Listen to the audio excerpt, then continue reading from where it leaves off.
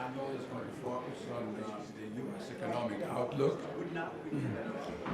The first presenter is one of our own, a research scholar here at the Institute. Next presentation will come from the Global Chief Economist of Citibank, Mann. And then finally from Lakshman Achuthan, who in addition to what is being shown in here, he's a member of the Board of Governors of the Levy Economics Institute. So,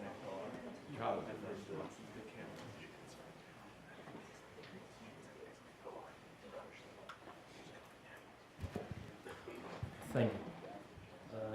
Good afternoon.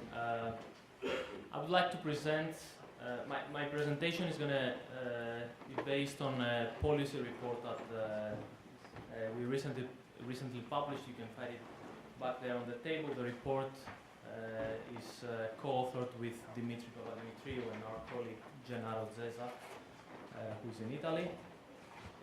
It was only this morning that I realized that Dimitri is chairing this session, so I would have added a few more slides. I wouldn't try to make it so short. Okay, so let me start. So the United States economy is about to break a historical record. So if there is no crisis until June, the current expansion is about to become the longest expansion in U.S. history. So this is a table from the MBR. It shows that the current expansion is now 118 months long, which is double the average of the post-war expansions and almost 3 times the average of the expansions since the mid-19th century. And at the same time, we have a very low unemployment rate. Inflation is under control. So this is sort of the, let's say, the positive side of the coin. On the other hand, this longest expansion, this longest recovery is at the same time the weakest recovery. So in this graph, the current recovery is the black line. You can see that it's at the bottom of any other post-war recovery. In fact, if you see like this, the green line here is the recovery of the late 70s, which was considered a period of crisis and stagnation and stagflation and so on. The benefits that we have experienced after 10 years into the recovery today, in terms of GDP growth, are the same that were recorded only in 5 years in the late 70s. And at the same time, if we look at the employment population ratio, is still well below its pre-war, pre-crisis level, and even below the level that it had reached in the late 2000s. Another interesting graph that people don't talk about much is that if we look at the employment to population ratio by educational level, what we see here is that the employment population ratio has increased only for employees with less than a high school diploma. For high school graduates, there is this is the orange line here. There is a very tiny increase in the employment population ratio. And when it comes to employees with a bachelor's degree or higher, there is basically no increase. There is even a slight decrease until today in the employment population ratio. And this is related to the quality of the jobs that some people talked about here earlier. So the question is why is this happening? In this report and in previous reports, we have identified 4 main structural problems for the U.S. economy. And I think it's fair to say that these structural problems have been around for a while. So based on this, one can understand the path to the crisis, can understand the crisis, and can also understand why the recovery of the last 10 years has been so slow. And these 4 problems are the weak net export demand for U.S. products, fiscal conservatism that has prevailed most of the time. This is not the case in the last year, but most of the time in the last decades. There has been a very large increase in income inequality, and related to that, there has been an increase in financial fragility. As I said, these four issues are related to each other. So in a nutshell, I'm not going to go into detail, but if an economy faces weak net export demand, then that means that there is, ceteris paribus, an increase in trade deficit. An increase in the trade deficit means that domestic deficit has to increase. If at the same time there is restricted fiscal policy, then it's the private sector that has to increase its deficit. Therefore, growth becomes dependent on rising private borrowing and rising debt-to-income ratio of the private sector. So this is the path that was followed in the United States before the crisis. Especially in the household sector, this has not happened as much after the crisis, and this is why the recovery is so slow. And on top of that, if we have rising income inequality, we have another layer of indebtedness. The increase in the debt-to-income ratio falls unevenly on households at the bottom of income distribution. And this process is facilitated by asset inflation. So asset inflation makes the balance sheets of the various agents in the economy look better, and it's an essential part of this debt-led growth process. So, this analysis connects, these two Minskyan processes of fragile balance sheets on the one hand and asset inflation on the other hand, and this is to a large extent what has been happening in the United States over the last 3 decades. So I'm not going to go into detail in these issues. I just want to make some related points. So when it comes to net export demand in the foreign sector, this is a graph with the exports, the imports, and the trade deficit. There has been obviously a lot of discussion lately. The trade wars with China, the revise of the NAFTA. Discussions with the Eurozone partners, an agreement was reached last summer, there are new now discussions. What we see here is that despite all this rhetoric, there is an increase in the trade deficit over the last 2 years. It's a small increase, but there is still an increase, so from 2.7% to 3% of GDP. Now, if we start dissecting the current account balance into trade deficit and net income from rest of the world, and then the trade deficit into balance of services and goods and so on, we don't see big changes. The only important big change is this one here. So here I've plotted the trade balance in goods into trade balance of petroleum goods and non-petroleum goods. Right? So what we see here is, we see this very large increase in the trade deficit before the crisis. There is a decrease in the trade deficit right before the crisis and during the crisis. And then after the crisis, we see this, basically both series follow the pre-crisis trend. So both deficits start increasing again along their pre-crisis trend. So now the trade balance in non-petroleum goods is basically at the same level that it had peaked before the crisis. It's around minus 4.5%. The big difference here is related to the trade balance of petroleum goods. And this is related to the shale gas extraction. And what we see here in that starting around 2011, the trade deficit in petroleum goods starts decreasing and is now close to zero. Right. So there are some interesting points that can be made here. First, if this had not happened, then the overall trade deficit would be, like if we would just extrapolate the trade deficit in petroleum goods, would be a huge trade deficit of close to 7% or so, even more. Second, it's not clear, obviously, what's going to happen to the trade deficit in petroleum goods, but we can see here that it has been relatively stable in the last few years. So if it remains stable and around zero, then any further expansion of the US economy will lead to, most likely, to an increase in the trade deficit as well. Third, save for the petroleum goods, what we see here is that the factors that have led to the increase in the trade deficit, and these are factors that are important for economic reasons, but as the recent presidential elections and as the current political debate is showing, these are also issues very important for political reasons. So these factors are still in place. The pressures on the U.S.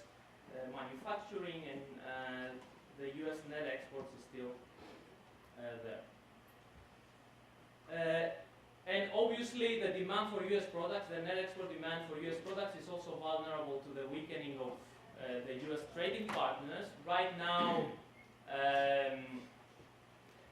we see that there is a slowdown in most economies, in the most important U.S. trading partners, China, Canada, the Eurozone, a little bit less in Mexico. And obviously this will have an impact on the future growth of the U.S. economy. In previous reports we have calculated this impact, and we have shown that if the growth rate of the U.S. trading partners is lowered by 1%, and at the same time there is a dollar depreciation and a decrease in their inflation rate, which improves their terms of trade against the U.S., this can lead to deceleration of the U.S. economy of close to 1%. Let me go to the financial stability. This is a graph of the ratio of non-financial corporate sector liabilities to GDP. The total is the orange line here. And what we see here is that we have, these are data from the financial accounts of the Fed. What we see here is that this ratio has increased and it's now higher than it was before the crash.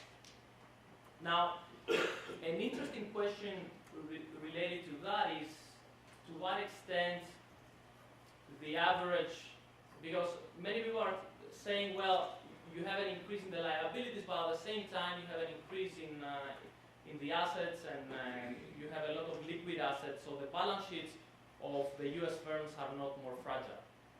So people talk often about Apple, which is the biggest bond issuer in the United States, but at the same time it has a very high rating, and it's obviously it has a very liquid balance sheet.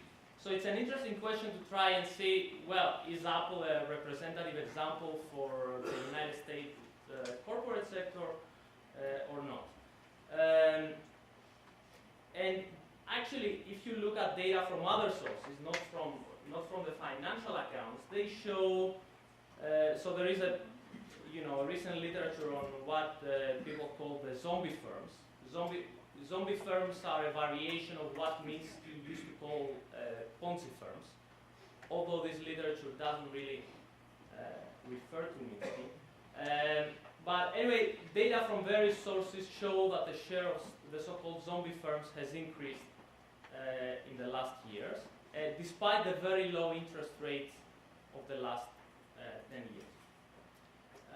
Data from other sources show that the share of corporate bond issuers with BBB investment rating has risen in the recent years, and also, again, data from other sources show that the share of market capitalization with a credit rating above BBB has fallen to 50%. There was an article in the Financial Times recently doing this calculation, and this is a level below its level in the late 1990s and before the crisis. Right? So, looking at this data, the average corporation in the United States is not like Apple, but its balance sheet is much more fragile. And actually, I have in parentheses here, this data provide a much bleaker picture compared to the data one can find in the financial accounts of the Fed.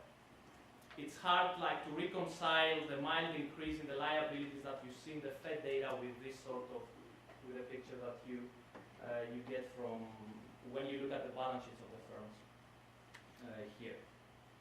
And at the same time, the fragility in the balance sheets is accompanied by in my opinion, an obviously overvaluation of the market. If you look at any measures of the stock market valuation, it's either at the highest point in history or close to the highest point in history.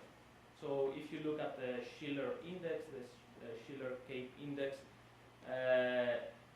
the market now is at the level that it was in the fall of 1929, and it's only lower than its levels in the late 90s. If you look at the ratio of market capitalization to GDP or net operating surplus, the market is still is at the highest point that it has been in the last 50 years. So for these reasons, the economy obviously is very vulnerable to even small increases in interest rates or even small declines in the earnings, right? And even small shocks can have very serious consequences in this context, and this is actually the very definition of instability and fragility.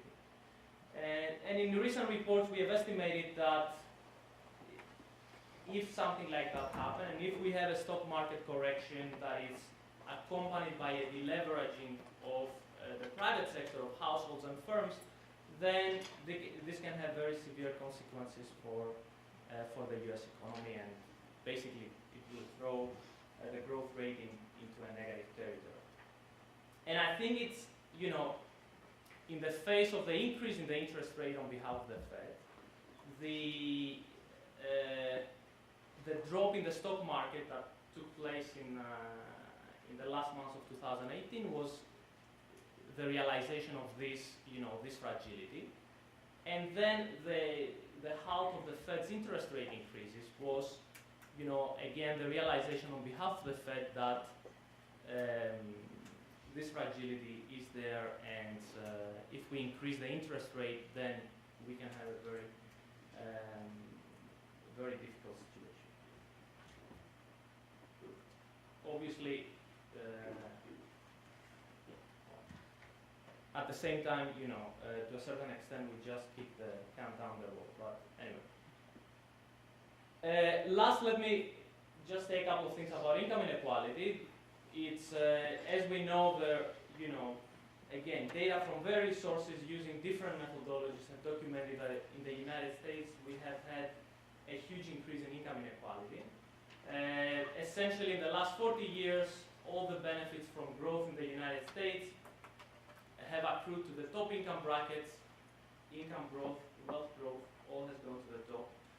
This, obviously, I think the most important consequences of this increase in inequality is political, but at the same time, this increase in inequality has also important economic effects. So there are the direct demand effects. Redistributing income from poor to rich households means redistributing income from households with high propensity to consume to households with low propensity to consume. So this puts this has a negative impact on consumption and aggregate demand. And there are also productivity effects. One of the main reasons why firms want to introduce labor-saving technical change is exactly to save labor. But when labor is very cheap, when real wages stagnate, then this incentive is much lower. So I think the increase in income inequality is also related to the stagnation of labor productivity that the people have been talking about related to the secular stagnation hypothesis that has been put forward. It's also interesting to see that income inequality is well correlated with financial instability. So if we take the ratio of total financial assets as a proxy for the financialization of the economy and the increase in the financial instability in the economy, we see here that there is a very strong correlation between income inequality and this variable. So we see that until the late 1970s, a period of financial repression, both of the series are constant, and then both of them increase. Obviously, the causality here runs both ways, but there is a good case to make that there are strong causal mechanisms from the increase in income inequality towards increasing financial stability. Okay, so having said all that, I want to conclude that the United States are in need of deep structural reforms. We have heard about structural reforms very much in Greece, but this is also the case in the United States, probably in a different direction. And the United States are in need of structural reforms that will deal with all these issues at the same time. Okay, so people and policymakers need to experiment with, I don't think there is a silver bullet that can address all these issues at the same time. So there has to be trial and experimentations with different policies that will try to deal with these issues. Income policies, employment policies, the Green New Deal, these are all policies that I think are very interesting and they should be tried. One of these policies that has been put forward recently is increasing the tax rate of the rich for the households at the very top of income distribution. So there are three policies that have been floated. Two of them have been by Elizabeth Warren and Bernie Sanders, who are running to take the Democratic nomination. Elizabeth Warren has proposed a progressive annual wealth tax on households. According to some calculations by Emmanuel Saez and Gabriel Zuckman that accompany this proposal, this would raise roughly 1% of GDP per year, if this would happen. The proposal of Sanders is about the establishment of a progressive estate tax for estates worth more than 3.5 million. This proposal does not have estimates on how much revenue it would raise. It only says that the families of the 588 billionaires in the United States would have to pay, would eventually pay 2.2 trillion. And the timing is uncertain, obviously, because we're talking about estate tax. And finally, Alexandria Ocasio-Cortez recently suggested a new 70% tax bracket for incomes above 10 million a year. So, based on this, we simulate two scenarios. In scenario one, we simulate the macroeconomic effects of the wealth tax proposed by Warren. As I said, according to the calculation of Saez and Zuckman, this would raise around 1% of GDP per year. In scenario two, we simulate a 10% point increase in the average tax rate paid by the top 1%. We use data from the CBO. I can get into the details later. This would raise around 1.3% of GDP per year. And in the scenarios that we implement in our model, this increase in the tax revenues is accompanied by an equivalent increase in government outlays. Right? We don't want to simulate a balanced budget scenario, but we do that because we want to isolate the distributional effects of this policy. So this is the point we try to make. And just very quickly, for these simulations, we adjust for the loss of consumption and the disincentive to generate or report income of high-income households using some standard elasticities from the literature. And these are the results of the simulation. So this is the percentage difference in real GDP compared to the baseline scenario. So as I said, scenario one is the wealth tax, roughly around 1% of GDP. it gives us a 1.5%, 1.7% of GDP in a 4-year horizon, a 1.7% difference in GDP. In scenario 2, we have the size of the program is around 1.3% of GDP. It gives a total difference of roughly 2.2% of GDP in a 4-year period. So in both programs we get, let's say, sort of a multiplier of around 1.7. So this is my last slide. Let me just repeat that. First of all, as I said, the issue of income inequality is not first and foremost economic. I think the political dimensions are more important, and this is what people should talk about. Second, I don't think that taxing the rich households is a panacea. There has to be a set of different policies that we deal with the increase in income inequality. Actually, the increase in income inequality has been so big that policies that deal with primary income inequality are even more important.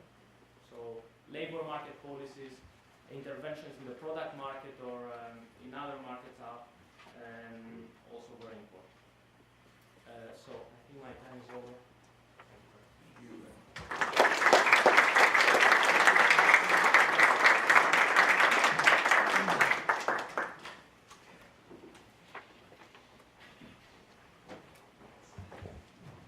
Well, it's a real pleasure to be here. Dimitri and I last were together in Athens when we were both doing our technocratic policy hats on.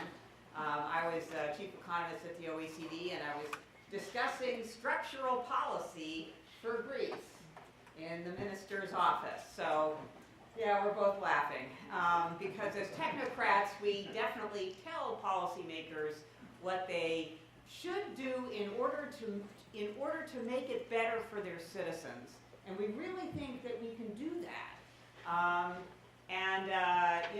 At the margin, maybe we do a little bit of good, but it's a really uphill battle. And I'll go back to policy someday, but right now, where I am is in the financial community. I have spent most of my life in policy and academics. But I think the critical question right now is to understand better the interrelationships between the financial economy and the real economy. Those relationships have been obviously of key interest to Minsky, have been a key question in the discussions today. And I decided that the best way to learn more about that was to go into the belly of the beast and see what I could learn, and I have been learning a lot. So what I'm going to do is talk a little bit about the outlook for the global economy and the U.S. in that context. So it will be a little bit broader point of view than just the U.S. There will be a number of places where I will echo comments that were made by the first speaker. But let me just give you an over framework for the way we do our analysis in my shop at Citi. We look at domestic resilience and the capacity of economies to have domestic sources of growth, evaluate that using a lot of data. The second thing we look at is external headwinds, because we think that also is something that is differentiated from domestic resilience. And then the third pillar of our analysis is financial markets. And we have two ways in which financial markets interact with the real economy, both the external headwinds and the domestic resilience. The first one is the obvious one. We all learned it in Macro 101, that financial markets are the conduit for investment finance, wealth for consumers, and so changes in the cost of capital or changes in equity markets pass through to the real economy, investment in consumers through those channels. So those are kind of the traditional ones. But we really think that right now a much more important conduit, or at least as important conduit, probably more important conduit, is the sentiment channel.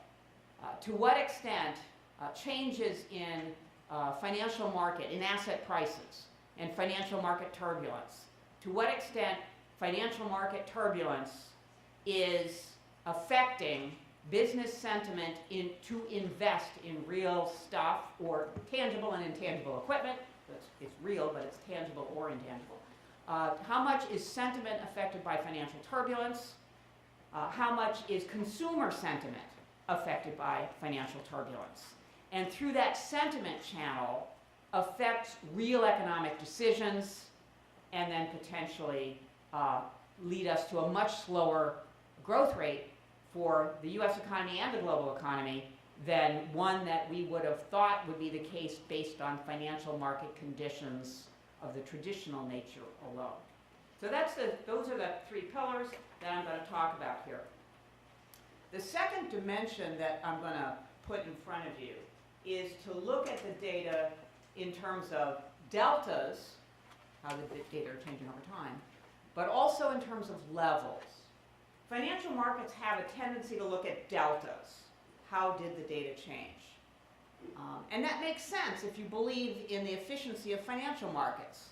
All of the level information is embodied in existing asset prices. So the only thing that matters, if you're an efficient market hypothesis person, is the deltas. Now, as it turns out, nobody actually believes in efficient markets, even in the markets themselves. But they still act that way in the sense that they are dominated, their behavior is dominated by the deltas. So I think it behooves us, in my part of the shop, to keep on reminding people about the levels. So this is where we are in terms of our overall projections. We look at categories of advanced economies, emerging markets, and then the global. So the global obviously is in the middle there. So first let's look at the deltas. So on the pink line on the right-hand side, you've got our forecast deltas for 2019, and we have just been, knocking that one down for the past, we did 4 sequential. We have to do projection every month. I can think of something new to say every month, which sometimes can be challenging. So we've been knocking that projection down. So if you're a deltas person, you're going to look at that pink and say, we're headed for recession. But I do think that you should be looking not just at the deltas, but also at where we are on the levels. Compare the pink line and where it is right now with the 2015-16 period, which is kind of, it's in the middle of the chart. So we're a long way away from the levels of economic performance in 15 and 16. And that's an important benchmark to think about for a number of reasons. You can see over on the left-hand panel, 15 and 16 was a period of time when both the emerging markets and the advanced, all of them, were below their longer-term averages, which is the dotted line. Okay? So 15 and 16 is an important recent historical period to consider. 15 and 16 was also a period of time when China was trying to change its growth model, kind of slipped up a little bit in that process. That's happened again. And so an important question is, are we headed for a 15-16 episode again? So that's why we're looking at in our overall projections. So let's talk about this concept of domestic resilience and where we are on that. I have a lot more charts than I'm going to use here because when we go through legal and compliance, it's good to just get them all done at once. So there are too many. And I don't know if they made a copy of them back there, but in any case. So where are we on with regard to domestic resilience? Here's a chart that looks at advanced country unemployment rates on the left-hand side. So we are at a historical or a recent low in terms of unemployment rates. Of course, for the United States, we are at well below that. We were in the 1960s in terms of unemployment rates. And yes, we could measure it differently by different groups, and we would have somewhat more granularity. But we are at a very low period in terms of unemployment rate. Europe as well. Very low unemployment rates. Again, some countries more than others, but the employment condition is very strong. Secondly, looking at wage growth, you've got the U.S. there in the dark blue line, but another other set of countries in the advanced country group, and all of them were observing increases in wages. Again, maybe not as soon as it should have been the case, given the tightness of the labor market, but in terms of foundation for domestic resilience, we are in a much better place now than we were in 2015-16. Look at these charts back in the 2015-16 period, and you can see how much higher unemployment was, or higher, the fact that the unemployment rate was higher in 2015-16, thus providing less support for domestic resilience, and wage growth was much weaker back in that time period. So we are in a position of much stronger domestic resilience now compared to that other period. Now, the thing is, if it was just consumer conditions that was supporting domestic resilience, we would still be uncomfortable because where is it coming from? It's coming from, the foundations of employment and growth, but that's not enough. We know that consumers are not enough to support an economy in the long run. So we have to ask the question about, what about investment? And so the story there is, in fact, business investment in the U.S., so this chart is for the U.S. Tangible and intangible CapEx estimated, or survey-based estimates for 2018 and 19. We've got a longer-term time period there, but the last two bars are 2018 and 2019, based on our survey of the firms that we do analysis of. So both of those see a rise in expected capital investment. It's, again, tangible and intangible. The red versus the blue, the red is non-energy, the blue is energy. So again, going back to your 15-16 as a comparison, back then, the bulk of investment, or about half of it, was in energy. And so now, more broad-based across the economy, not just in the energy sector, is expected to be spending on capital investment. Now, why is that? Why is that? We've got tight labor markets, and you can see survey-based measures of tight labor markets. So we're going to skip a variety of things. And then I want to sort of further emphasize this difference that we see in the state of the domestic economy by making a comparison between what the market tends to focus on, which is manufacturing PMIs, relative to what is the foundation for advanced countries when we think of their employment, their output, and their consumption, which is services. So if you are a deltas-oriented financial market participant, you will look at the left-hand panel and you will see the manufacturing PMI headed south there from a very strong level back down to basically 50, which is the equilibrium, neither contraction nor expansion. But if you're focused on the bulk of the economy, which is consumption and investment in the non-manufacturing sector, then you're looking at the right-hand panel, and you see strength consistent in the non-manufacturing PMIs. And again, compare that with 2015 and 16, where both manufacturing and services were in a difficult situation. So we've got a case here where domestic resilience is broad-based, it is founded on employment and wages and investment, and it is in services. So if you're a deltas-oriented manufacturing type of focus, you are missing opportunities that are in the other sectors.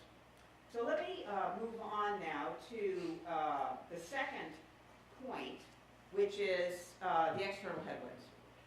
This is not good. In fact, I just finished all the good stuff. Domestic resilience, good. Rest of it, not so good.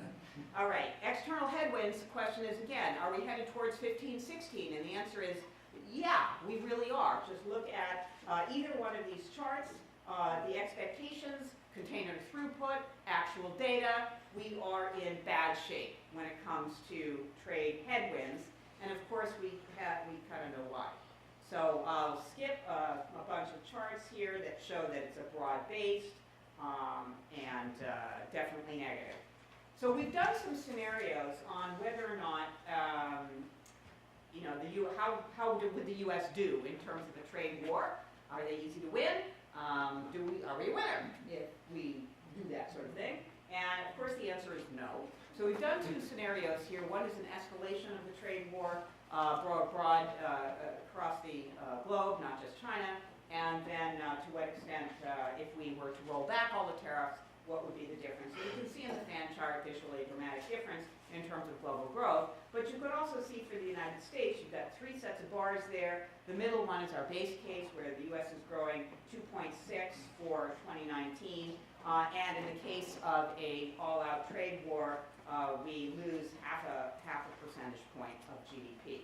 And that's probably about right. Moving on now to financial turbulence, because, and we can talk about inflation, but we don't have time to do that. Talking about, I do think it's an important question though. Talking about financial turbulence, the real issue that I think we ought to consider in terms of financial turbulence is, and it was brought up at the very end, is the case of that the U.S. economy is fragile in the face of more financial turbulence. I'm going to argue that that may well be true, but if you're a policymaker at the Federal Reserve, and there is one over there, we know your two mandates, you know, inflation and unemployment. But I'm arguing you have the third mandate, which we also know that you do think about it, that it is financial stability. And financial stability is not stable financial markets. Misconception. Financial stability comes when your assets are priced appropriately for risk. So in QE, remember what it did? It was adding liquidity to the market. It was reducing the risk spreads in order to induce firms to move out the risk profile. Exiting QE implies that the constellation of asset prices associated with low risk spreads that constellation is gonna have to break apart. It's gonna have to break apart and reconfigure itself in a new constellation of asset prices that embodies risk, whether it be credit risk, term risk, exchange risk, risk premium on equities. So I'm just going to give you one picture that trying to give us an idea of how far are we along that path of improving the constellation of asset prices. So you brought up the credit risk on bonds, so this I'm going to stick with you on that refrain. And on the left-hand side are the credit quality of new corporate bonds that are issued. The light green and below is triple B and below. And so before the financial crisis, you had about 30% or 20% of the bonds issued were triple B or below. And now where we are is in the neighborhood of 50%, maybe 40% in the most recent time period. Now let's look at the risk spreads, the AAA, triple B spreads, which are on the right-hand side. You can see them both for the US and for the Euro area, but you can just focus, they're pretty much the same. And compare what the risk spreads were when the share of corporate bonds that were issued that were low quality prior to the financial crisis, compare that risk spread to where it is now. And the bottom line is we've got twice as much triple B and below, and the risk spread is basically the same. So we have more to go if we're going to price risk right. And I could continue on going through another set of spreads, but we, again, don't have time to do this. So I'm going to finish with two charts. One is, does this add up to recession? Because, of course, everybody's asking that question. And this is a long time series of the standard ways in which you can look at this. A 10-year to 3-month yield curve in the top panel and a recession probability in the bottom panel. And so what we can look at here is that last month, February, is the red, the very far end.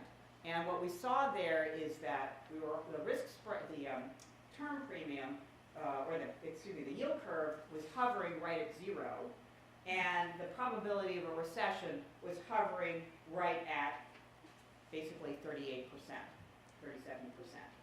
Well, we knew that that was not going to hold, because there's never any period for 2 years where you've had that kind of outcome. So fast forward to March, and this is what you see here, the end of March, I think it was March 29th that this was done for, is the market believes that the yield curve will steepen a little bit, and that will be associated with a reduction in the probability of a recession. So why did they believe that? They believe that because they believe the Fed is going to cut rates. Now, in the left-hand panel is the dot plot. The stars are what the markets, what the market believed was going to be the number of rate hikes at each FOMC meeting, starting with the pink, which was as of September, and then ending up with the green, which was the March FOMC. So you could see that the market was marching up with the Fed, was marching up all last year, and that now the Fed and the market are not on the same page with regard to the prospects for the policy rate.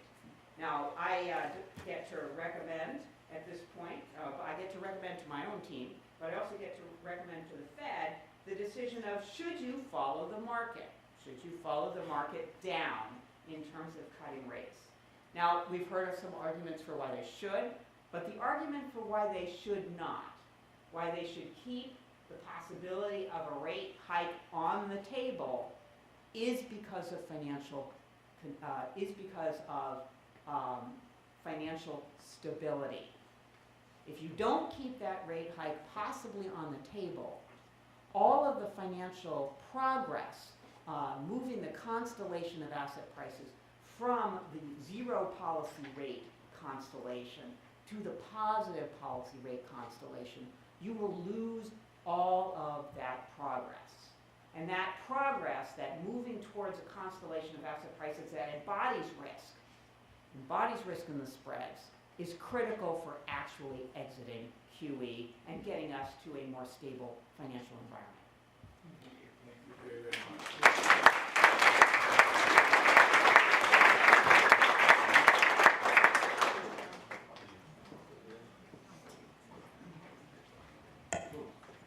Hi, good afternoon, everybody. I'm going to touch on a bunch of things that have been discussed today, but from a completely different perspective, from a cyclical perspective. So just up front, I'm not referring to any models. We do not use any models at all. We're using leading indicators, cyclical indicators of the economy, and everything that I'm talking about. On this issue of fragility, from our vantage point, the fragility, it's been described in various ways, the current snapshots, but it really occurs when you're in a cyclical downturn in growth. And that's when you start to get more and more risky. Something, who knows what, may go wrong in those moments of cyclical vulnerability. And that's really where we approach this idea of recession risk, which we'll touch on here in this discussion. So with that out of the way, I just want to say again, good afternoon, and it's great to be here again at this conference. I enjoy it very, very much. Thank you, Dimitri. Because we get to kind of stretch our minds a little bit and think of things from the same kind of issues, but from different angles. So since we met here last year, the policy landscape has absolutely shifted from a year ago. President Trump is proclaiming right now quote, the greatest economy in history, at the same time that he's demanding a 50 basis point rate cut, since there's very little inflation. And he even, I think, went as far as to ask for a return to QE before reversing himself. So, a lot going on there. I also find it interesting, as was mentioned earlier, that in June, when the current expansion will match the record long 91-2001 expansion, that the Fed is going to start its one-year listening tour to help it review the policy framework. Now, to my ear, both Trump and the Fed are saying the economy's great, or maybe in a good place, but it's needing some support. Okay? It's not news to anyone that the Fed can't really see the recessions coming, but as I'm going to explain, a bigger problem is that it doesn't seem to understand inflation cycles. Cycles is what I'm focused on, let alone trying to predict them. So, emphasizing that, and now I quote, inflation expectations are now the most important driver of actual inflation. Chairman Powell wants to raise them in order to help stimulate consumption. Now, of course, low inflation has persisted despite the setting of an inflation target a few years ago, and that's a big problem for the Fed. And hence the listening tour is around thinking about how to boost inflation expectations. Or as Bloomberg put it recently in a story, with all brakes and no engine, central banks are seeking new inflation ideas. So have a little picture here. The Fed's quest for an inflation engine brings to mind the carrot on a stick approach. In its view, is that inflation should be following the inflation target, in the belief that the target helps determine inflation expectations. But despite the target being in clear sight, actual inflation has been as stubborn as a mule. And I was just reminded yesterday, when it was too late, that mules have short ears. And so this is a little bit inconsistent, but bear with me. But as stubborn as a mule, refusing to move toward the target. Now, from ECRI's point of view, there are two problems with this framing of inflation, and that's what I want to talk about today. First, the years-long inflation undershoot of the target is basically a structural problem. And second, the Fed has lost its institutional memory about inflation cycles. There was a period where I think this was much more front and center.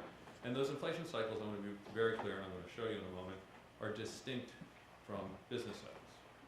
So the structural problem with economic growth was at the heart of my talk last year here at Minsky, where I concluded the long-term decline in advanced economy trend growth isn't over, despite wishful thinking to the contrary.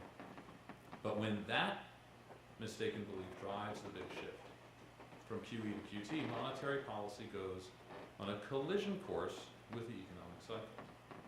Now, to be clear, this, I believe, is the basic reason for the abrupt U-turn in Fed policy this year. So now, let's delve into the structural problem with inflation. Core services inflation is in a cyclical downturn. That's the top blue line. And so is food and energy inflation, shown by the very thin black line, except for a very recent risk on pop and energy prices. More importantly, core goods CPI growth, which is shown by the bottom orange line, fell into deflationary territory after the Fed adopted its official inflation target in 2012. And there it has stayed with hardly any breaks. Sure, there was a recent tariff-related pop, but it's recently dropped back below zero. So basically, globalization and technological change coming on top of structural weakness in trend growth has resulted in a sustained deflation in the goods sector. And this is a key reason why inflation has kept falling short of the Fed's target for years. But then you see there's a cyclical upturn in inflation that finally pushes overall PCE inflation above the Fed's 2% target in 2017 and again in 2018 during the global growth upturn. So following last year's Minsky conference, the consensus really crystallized, remember we were in the upswing, around the inevitability of global monetary policy normalization. And in fact, the consensus was banking on a full-blown bond bear market. In August, with 10-year Treasury yields around 3%, Jamie Dimon declared, quote, "I think rates should be 4% today. You better be prepared to deal with rates 5% or higher." So the pressure was on for higher rates. This was last August. But later that month at Jackson Hole, Fed Chairman Jay Powell pushed back against conventional models in particular how unworkable they are in practice. Indeed, he went on to draw a contrast, pointedly reminiscing about the success of the Greenspan Fed in the 1990s, and that's a period I personally remember very well. To quote Powell from last August, in mid-1996, sentiment was building to hike rates to head off inflation, but Chairman Greenspan had a hunch that improved productivity growth would allow faster growth and lower unemployment without serious inflation risks. And Greenspan argued that the FOMC should hold off on rate increases. And Powell continued, thanks to his considerable fortitude, Greenspan prevailed. The economy boomed and unemployment rate fell, but contrary to conventional wisdom, inflation fell. And the committee converged on a simple risk management strategy. Let's wait one more meeting. If there are clear signs of inflation, we will commence tightening. Meeting after meeting, the committee held off, and meeting after meeting, inflation declined. So Powell's apparent bottom line, let's be patient and wait to see the whites of inflation's eyes before rushing to tighten, the way Greenspan was patient, having recognized the productivity miracle. So let's take a look at productivity growth in the 90s. It certainly did strengthen. It moved from 1 to 2% range in 96 to the 3 to 4% range by 99. But if productivity growth, curbing inflation, allowed Greenspan's patience for years, marked off by the green shaded area, why did the Fed launch an aggressive rate hike cycle in 99-2000, even as productivity growth remained robust? You know, that rate hike cycle doesn't jibe with Greenspan's productivity miracle hunch being the rationale for his patience. So now, from equity's cyclical perspective, the explanation is straightforward. It has everything to do with inflation cycles, and in particular, there was a decisive upturn in a leading indicator of inflation called the future inflation gauge, or the FIG, and that's designed to anticipate the inflation cycle, turning points. So where did that FIG come from, right? Because anybody can make an indicator. Equity co-founder Jeffrey H. Moore, turned his attention to inflation cycles, and that's in the yellow sweater, after developing the original index of leading economic indicators over half a century ago. He did this because of the stagflationary 1970s had demonstrated that inflation cycles were very distinct from business cycles. That's why he turned and focused on forecasting inflation cycle turning points, culminating in the development of the FIG. Now, recall the 94-95 rate hike cycle. That was a huge surprise to the markets, and Greenspan was grilled about it in Congress. Our leading inflation indicators came up in Q&A, and Greenspan basically said that anything his former professor, Dr. Moore, did, he looked at very closely. Now, I can personally recall a lot of back and forth between the two until Dr. Moore passed away in March of 2000. And in those years, also being hounded by bond traders who wanted the leading indicator data all of a sudden, right? Now, I can personally, now in essence, that 94-96 period, and this is the crux of it, was about preemptive rate hike and rate cut cycles, but not based on the Phillips curve. In fact, 25 years ago, it was already obvious to Greenspan that the Phillips curve was quite ephemeral and misleading. And he was not, this was not a solitary view. Other FOMC members agreed. Here's Dallas Fed President Bob McTeer during the July 96 meeting that Powell referenced at Jackson Hole about why he didn't support rate hikes at the time. First, he didn't believe in the Phillips curve, preferring in principle not to tighten policy on the basis of output or jobs growth or the unemployment rate. Second, he wasn't waiting for coincident measures like CPI inflation or the whites of inflation's eyes.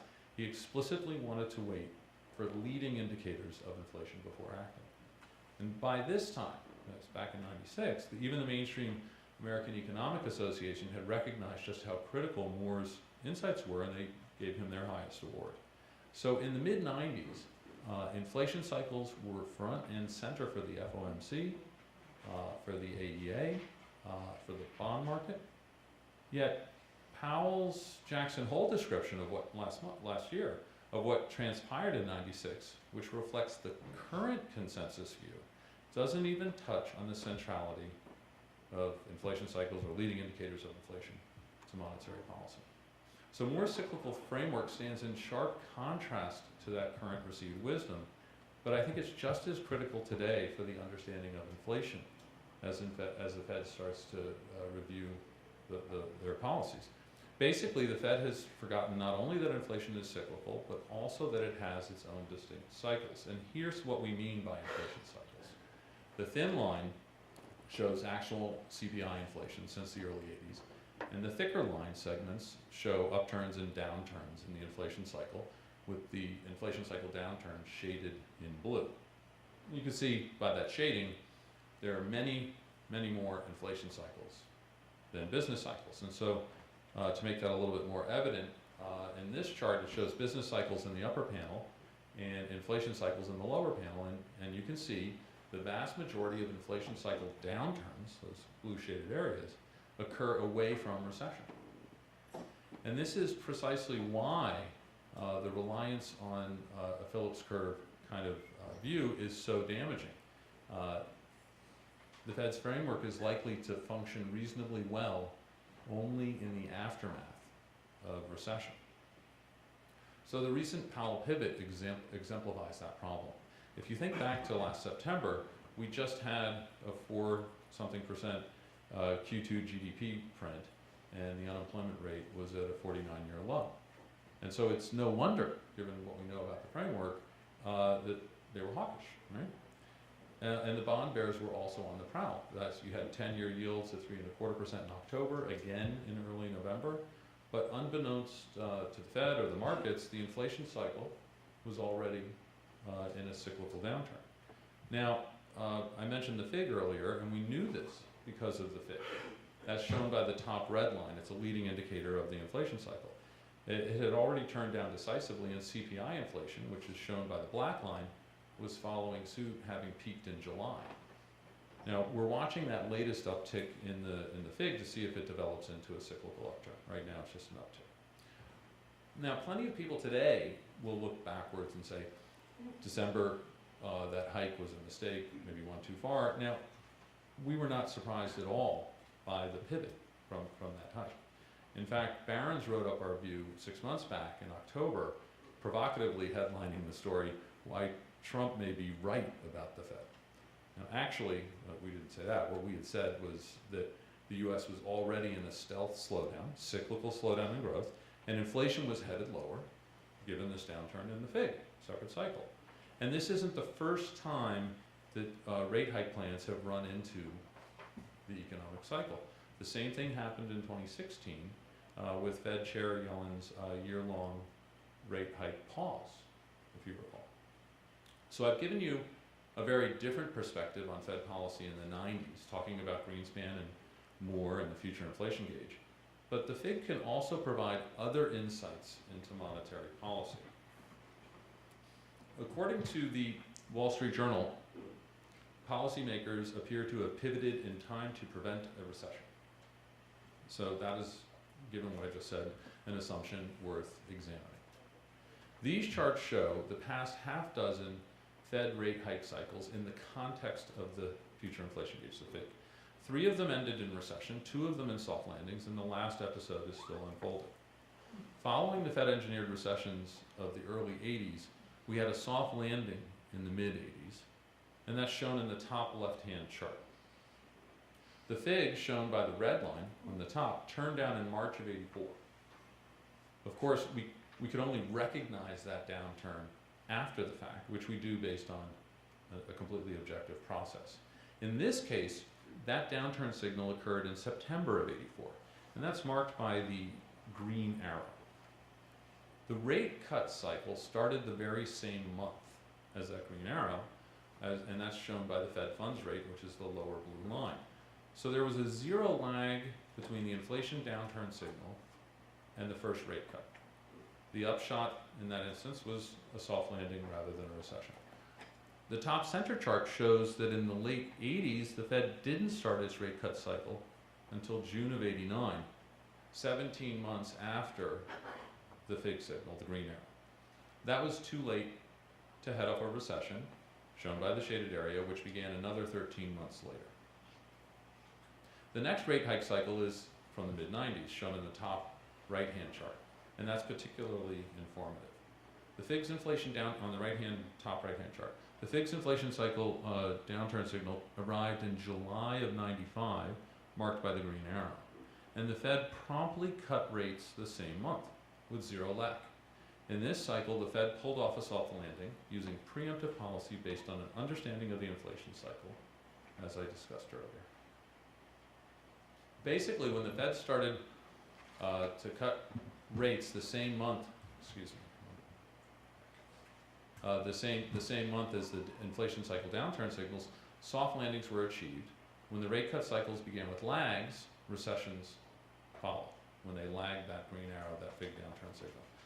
So what really seems to matter, this is the nub of it, is not when the Fed stops rate hikes, but how promptly it starts the rate cut cycle following the inflation downturn signal. In the current cycle, which is the bottom right-hand chart, the inflation downturn signal arrived in September 7 months ago. That's the green arrow. And of course, as far as we know, the Fed has no intention of starting a rate cut cycle just yet. Therefore, according to this pattern, an element of recession risk is present, it's active.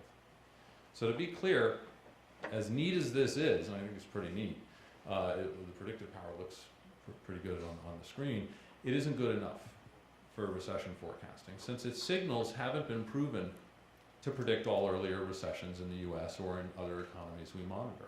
And similarly, we've long held that an inverted yield curve isn't a dependable recession predictor, especially in the context of QE-related distortions. You see, this is because the robustness of largely empirical relationships that may have worked over a few cycles in certain times and places, however they are rationalized, depend on contingent factors that are subject to change when broad contours of institutional arrangements are altered. They are, so to speak, rooted in shallow topsoil that can be washed away by shifting economic currents. So instead, an equity recession forecast originates from our objective leading indexes of the business cycle. That's because they have solid foundations based on durable verities anchored in the deep structure of market economies. And they've proven their worth over more than a century of economic cycles in the US and many other market-oriented economies. So those leading indexes, they correctly predicted the current slowdown that we've been talking about.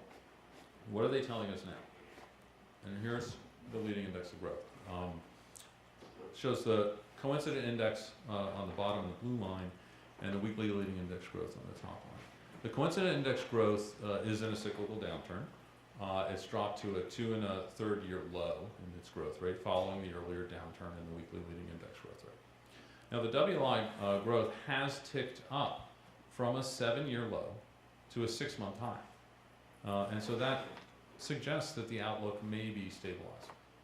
However, we're not out of the woods yet for two basic reasons. First, the uptick in that indicator is not yet pronounced, pervasive, and persistent enough to qualify as a cyclical upturn. And second, our other leading indexes of US growth aren't in cyclical upturns either. So it's too soon to objectively sound an all-clear signal on growth. Now, whether or not a recession arrives this year, the Fed is very concerned about its lack of firepower when one does.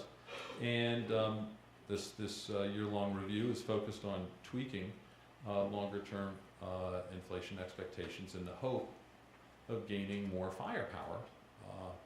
And as far as I know, it really isn't thinking about inflation cycles.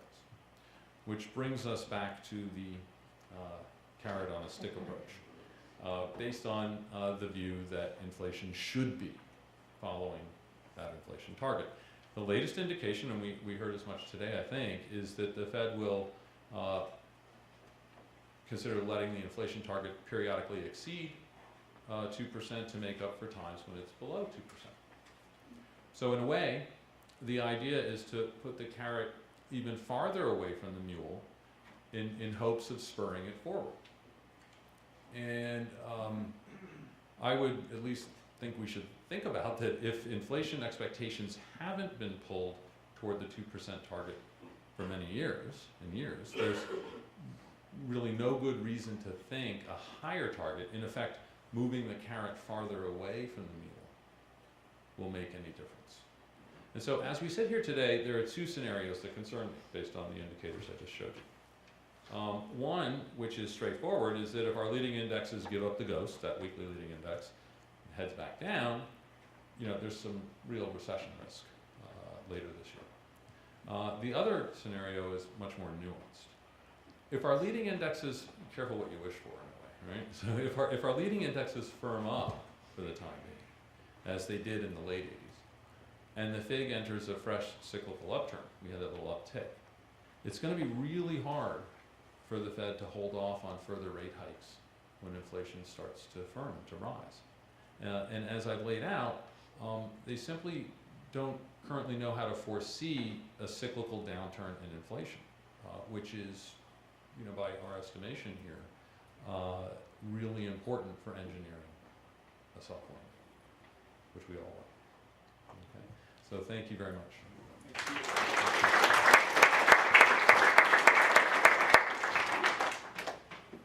We have a few minutes for questions. Man.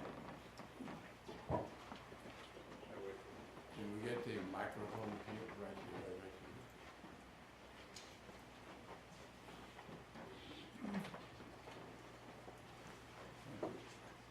Lakshman.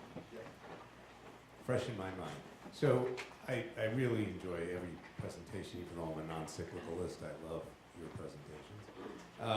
The issue that strikes me is one that I wrote a paper on about a month and a half ago on inflation and the mistakes that the Fed made in interpreting inflation over the course of late 17 and into 18.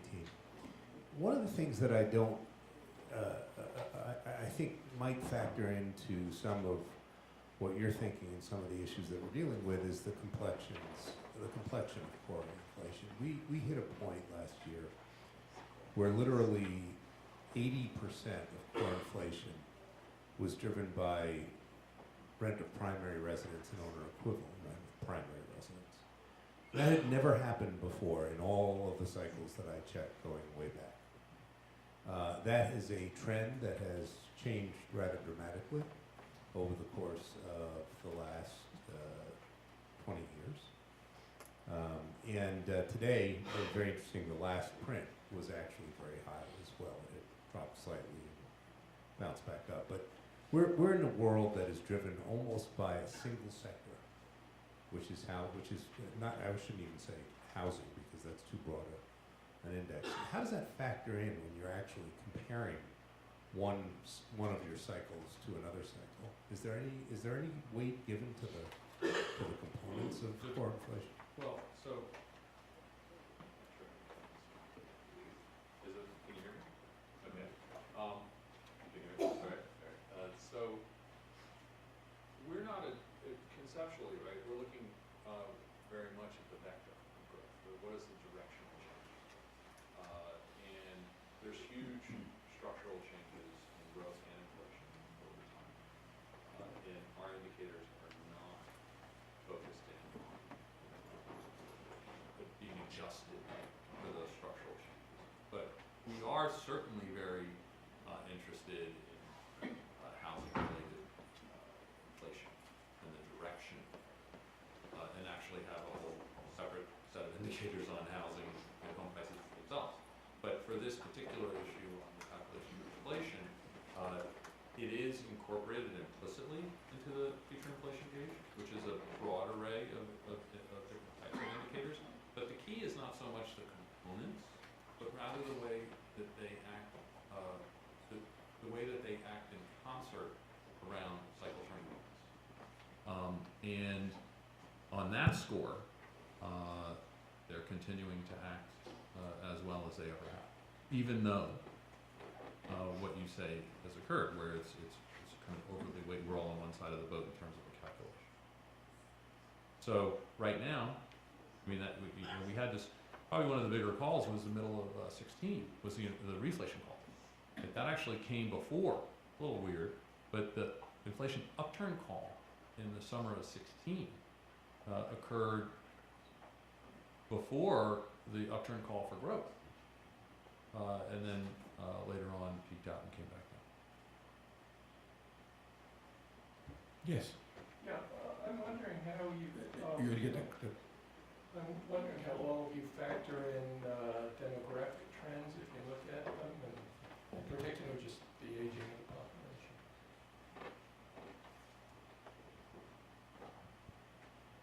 So, I think, so demographics is a very simple, single word that is supposed to embody an awful lot of changes that are relevant for many different data series in the economy.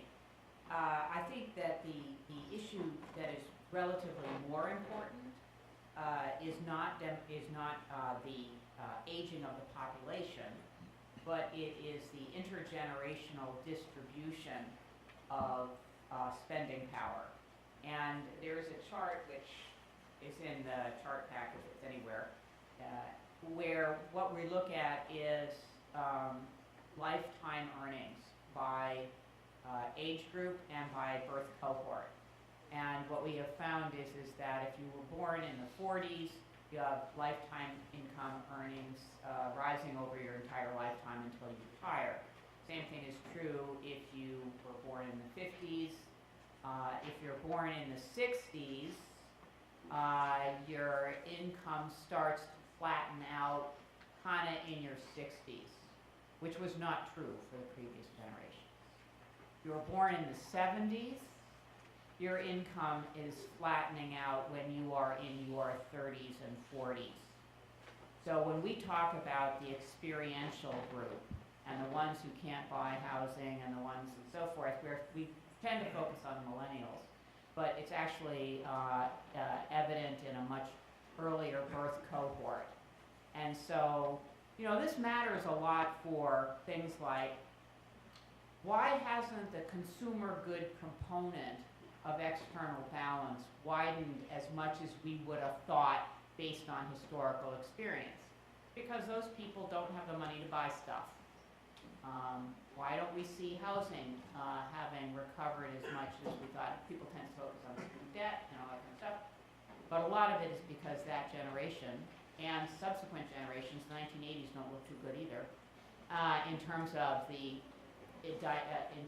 profile of your path, the lifetime earnings path. So it's not just, so the demographics, I think is we ought to be thinking about those aspects of demographics, not just the aging of the population. I think it's the intergenerational path of income that is actually a much more important thing to be considering.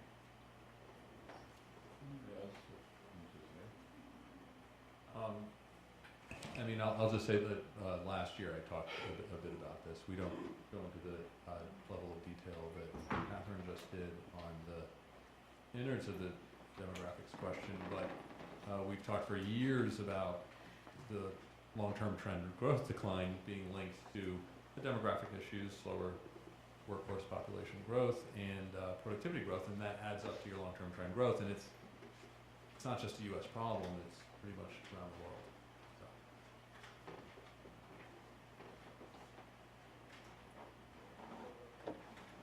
Anyway, who has a question? Yes. Yeah, along the demographics line, I'm a New Yorker. I'm from the city. I was born in the city, and I'm now living up in Lake George with a lot more comfort in life. I'm scared the hell out of the administration, and I was wondering if any of your models take into account really bad decisions being made by politics, and that I gave a long list. People are fleeing New York, and they're fleeing the city in a big way.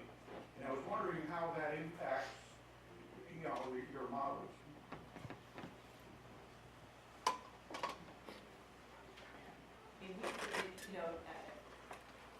Going back to the point I was just making, your pension and health care is going to be paid by the people who I just said aren't making any money, right? Who have a very different profile. So that, we start out with that I'm intergenerational. I'm not retired. Okay, I'm not talking about your personal, obviously I don't know your specific situation, of course.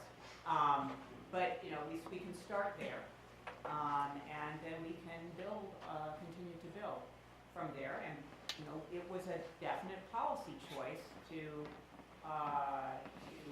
remove state and local tax deduction from capital estate. That was explicitly in the legislation. We don't, we can ascribe that to a number of different reasons. But I think the more broader point that I think is very important to make is that increasingly when we think about drivers of the macroeconomy, we need to understand better the differences at a regional level. The demographic we just discussed, but there's also the differences at a regional level that build up to the macroeconomy. You cannot do macro at macro anymore. You have to do macro at product disaggregation, country disaggregation, and regional disaggregation, because that's what's driving the macro behavior.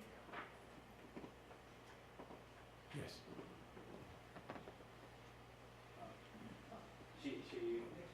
All right, sorry, okay. Could you go back to demographics? Is there an expectation that the housing would continue the same way when we've had such a change in the marriage rate, the age of marriage, the two-family income, fewer children? So, you're talking about a housing as if it should have continued when so many of the demographics have changed. Well, certainly the lower birth rate, lower fertility rate, that's it across the board in developed economies. I think the only economy that has favorable demographics of any significance is India. Maybe some African nations also. And that's weighing on, that's just putting an anchor on your growth. That's not going to really change. And so economically, if your earnings are less and this and that may affect your decisions as well. I'm not sure that that's been established as to what exactly is driving down fertility rates or family size, but it certainly is a consideration. And there's a lot of houses that, you don't have the houses that people want, right? There's that's part of the problem too. I think there's kind of a mismatch in some sense, especially if they're all going to move out of New York and go to somewhere else.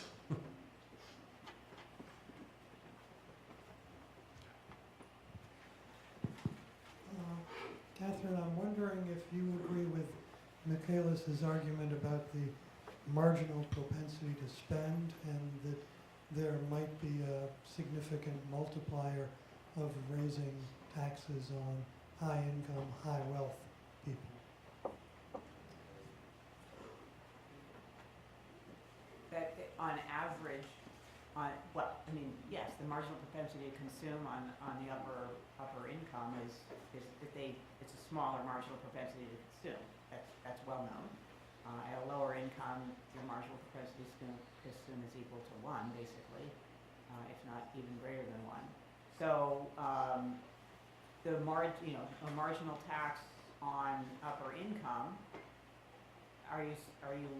What's your point that it's going to? I'm wondering if you would agree that not only that it would be a large revenue raise, but that spending it would result in a multiplier effect.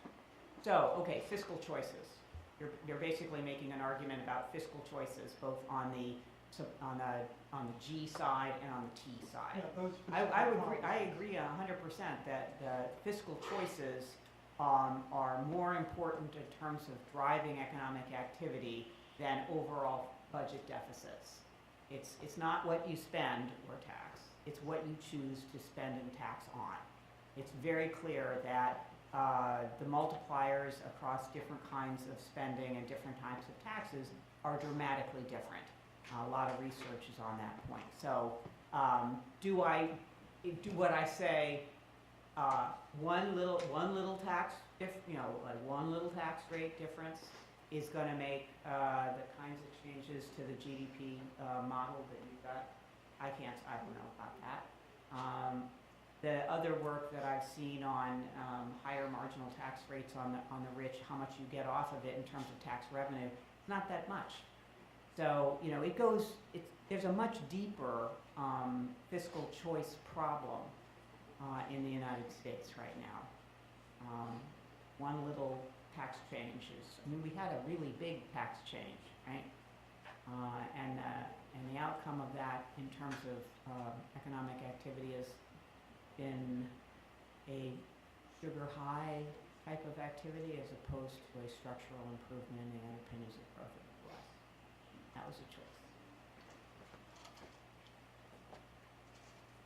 May I add something? I think the tax changes of last year confirm why these policies will be effective. Because the decrease in the tax rate of corporations and very high income households, they didn't have any effect on investment. So there are several surveys that show that investment didn't really respond to this. Because the usual, counter argument to that is that if you increase the tax rates for corporations or high income households, this provides like a disincentive for investment and job creation. And this has not, this is theoretically possible, and also in reality it's possible sometimes, but this is not the case. Such a policy would be effective. Yes. Question for both Catherine and Lakshman. It seems as though you're both describing an economic situation that involves the economy slowing, and at some point, it will maybe become clear which direction. Will it continue to slow? Will it reverse? How long would you both think that would take to be figured out? Is that something that you might see in the next 3 months, 6 months, 9 months, or is that just sort of unknown how long it will take to have some clarity on the next move for the economy? Well, so the story that I've put out there for the U.S. economy, and this is true for other economies as well, is there's this tremendous tension between strong domestic resilience and equally strong external headwinds.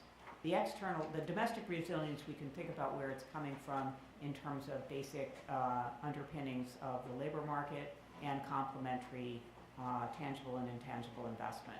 The trade headwinds are manufactured. Okay? We know where they're coming from. Wouldn't have been there otherwise.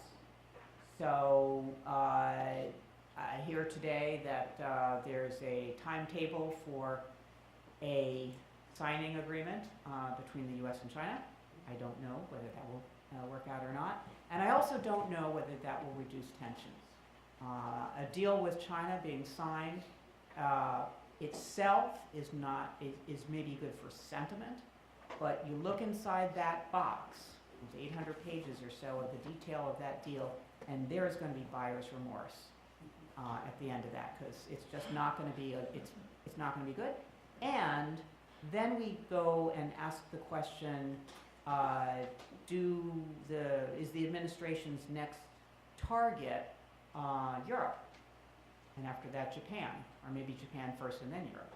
And so the trade tensions have the potential for being a continuing burden on the U.S. economy, and also, of course, even more of a burden on the global economy, because the U.S. is basically pretty closed, and so it can weather these headwinds for longer than other parts of the world, but it's not immune to them.